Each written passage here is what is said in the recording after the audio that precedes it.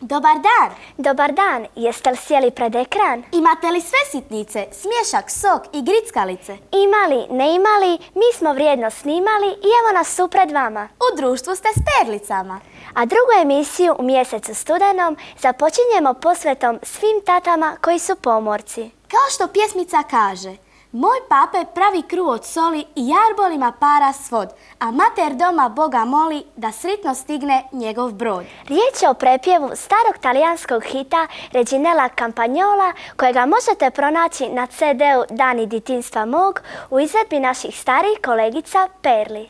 Autorica hrvatskog teksta Asja Kale pjesmicu je nazvala Svjetionici. A svjetla na moru zapalit će danas s puno dobre volje crvene perlice.